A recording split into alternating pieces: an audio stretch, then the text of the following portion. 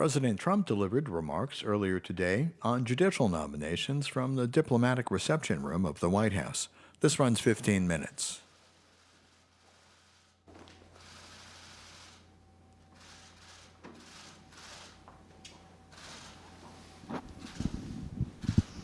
Thank you very much, my fellow Americans. Apart from matters of war and peace, the nomination of a Supreme Court justice is the most important decision an American president can make. For this reason, candidates for president owe the American people a specific list of individuals they consider for the United States Supreme Court. 4 years ago, I announced my first list of highly qualified candidates and promised to fill Justice Scalia's vacant seat from among those names. And just days after my inauguration, I kept that promise when I nominated Judge Neil Gorsuch. And as you know, he has been very spectacular. A year later, I nominated, and the Senate confirmed, another outstanding justice, Brett Kavanaugh. By the end of my first term, we will have confirmed a record number of federal judges, over 300, all of whom will faithfully uphold our Constitution as written. What has always made America exceptional is our reverence for the impartial rule of law. People have come from all over the world to pursue the American dream based on this sacred principle. Equality under the law is the bedrock of our society. It is the principle that inspired American heroes to abolish slavery and end segregation, secure civil rights, and build the most free and just nation in history. Unfortunately, there is a growing radical left movement that rejects the principle of equal treatment under the law.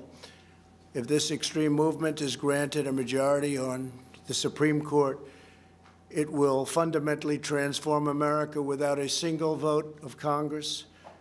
Radical justices will erase the Second Amendment, silence political speech, and require taxpayers to fund extreme late-term abortion.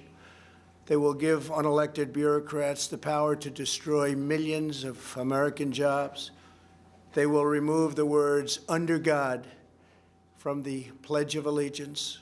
They will unilaterally declare the death penalty unconstitutional, even for the most depraved mass murderers. They will erase national borders, cripple police departments, and grant new protections to anarchists, rioters, violent criminals, and terrorists. In the recent past, many of our most treasured freedoms, including religious liberty, free speech, and the right to keep and bear arms, have been saved by a single vote on the United States Supreme Court. Our cherished rights are at risk, including the right to life and our great Second Amendment. Over the next 4 years, America's president will choose hundreds of federal judges and, in all likelihood, 1, 2, 3, and even 4 Supreme Court justices. The outcome of these decisions will determine whether we hold fast to our nation's founding principles or whether they are lost forever. That is why today I am announcing 20 additions to my original list of candidates for the United States Supreme Court. Should there be another vacancy on the Supreme Court during my presidency, my nominee will come from the names I have shared with the American public, including the original list and these 20 additions. Joe Biden has refused to release his list, perhaps because he knows the names are so extremely far left that they could never withstand public scrutiny or receive acceptance. He must release a list of justices for people to properly make a decision as to how they will vote. It is very important that he do so. My original list of potential justices include many of our nation's brightest legal minds, such as Bill Pryor, Amy Coney Barrett, and Thomas Hardiman, outstanding people. Like those distinguished individuals, the 20 additions I am announcing today would be jurists in the mold of Justices Antonin Scalia, Clarence Thomas, and Samuel Alito. Their names are as follows. Bridget Beatty of Arizona, judge on the Ninth Circuit Court of Appeals.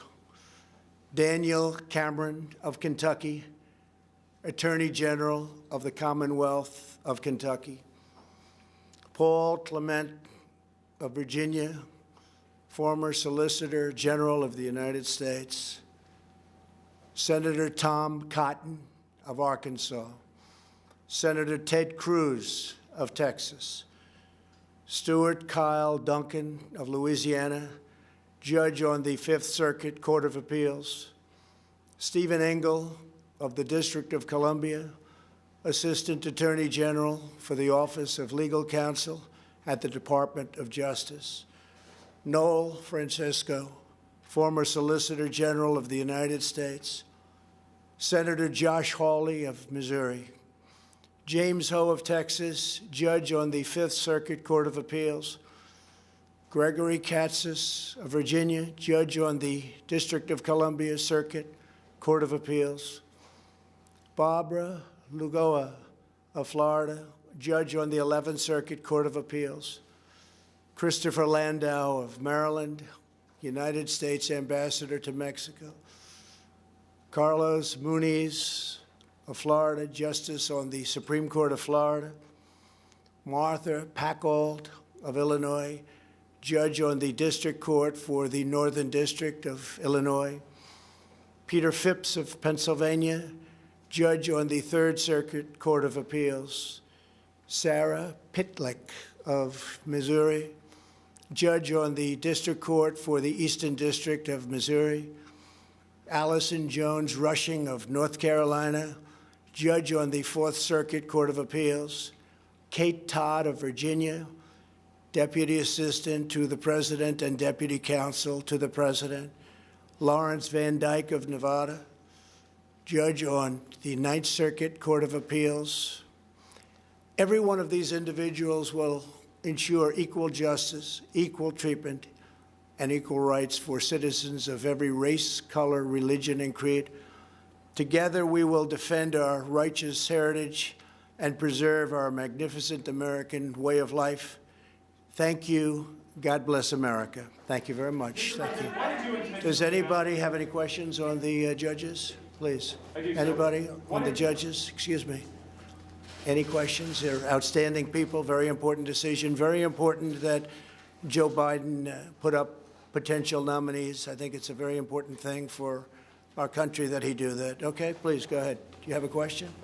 Question? Have you spoken to these candidates? Can you address the concerns from the Woodward book in regards to whether did you mislead the public by saying that you downplayed the coronavirus and that you repeatedly did that in order to reduce panic? Did you mislead the public? Well, I think if you said in order to reduce panic, perhaps that's so. The fact is I'm a cheerleader for this country. I love our country. And I don't want people to be frightened. I don't want to create panic, as you say. And certainly I'm not going to drive this country or the world into a frenzy. We want to show confidence. We want to show strength. We want to show strength as a nation. And that's what I've done. And we've done very well. We've done well from any standard. You look at our numbers compared to other countries, other parts of the world. It's been an amazing job that we've done. I think it's very sad in many respects because the incredible individuals working so hard on it, including our vice president, they've done this great job. They haven't been acknowledged by the news media, and they should, for the job we've done, whether it's ventilators, and now you'll see very soon with vaccines and with therapeutics. The job we've done has been incredible. But we don't want to instill panic.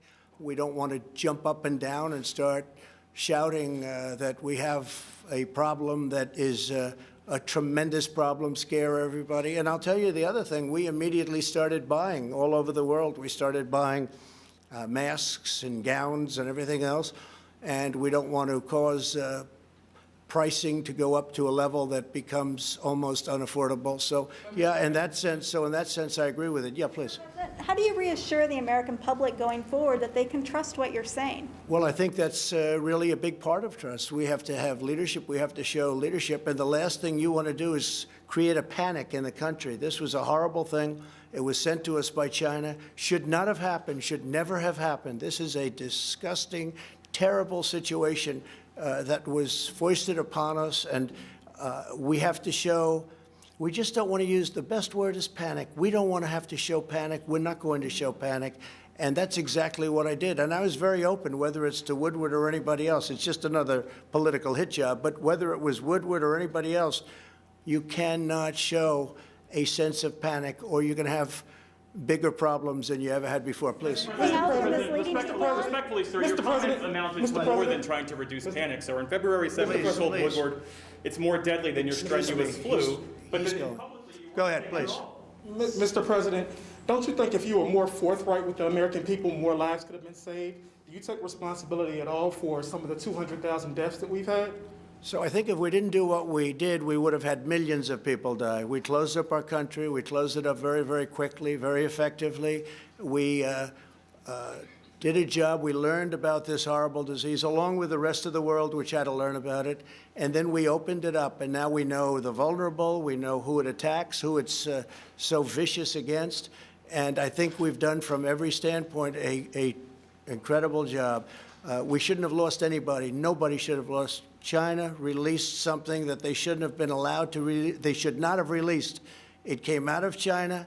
It went to Europe. It went all over the world. Should have never happened. They could have stopped it. They stopped it from going into the remainder of China. It started in Wuhan, and they stopped it. But they didn't stop it from coming to our country. Now, we had to show calm. We had to show, if it was up to you or whoever, I have no idea what he said in the book. And again, it's a book that I gave him some quotes, and frankly, we'll see how the book turned out. I have no idea. You're asking me questions for the first time. But again, the last thing we can show is panic or excitement or fear or anything else. We had to take care of the situation we were given. Now, long before anybody else wanted to do it, I closed our borders to a very heavily infected China. If I didn't do that, we would have had hundreds of thousands more people die.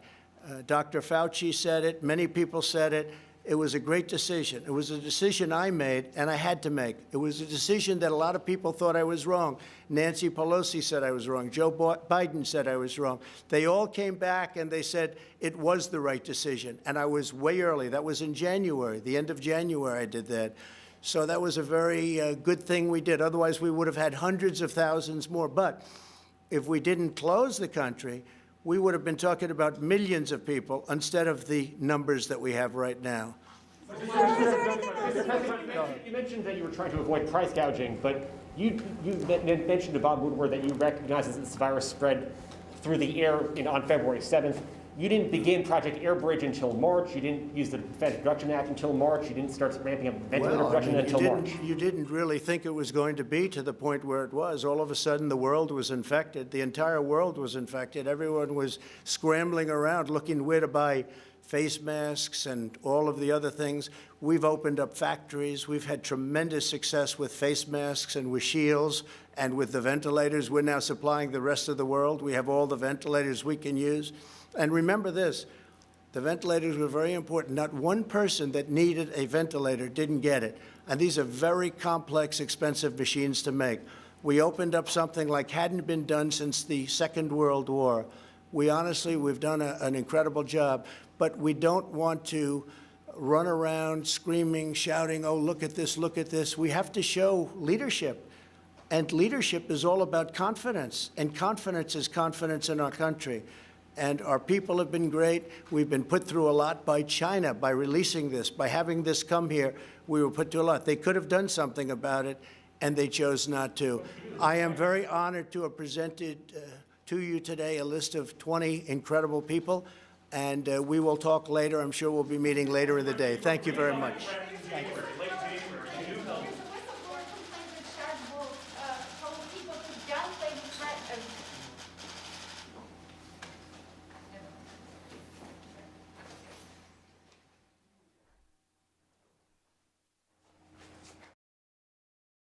Biden's record is a shameful roll call of the most catastrophic betrayals and blunders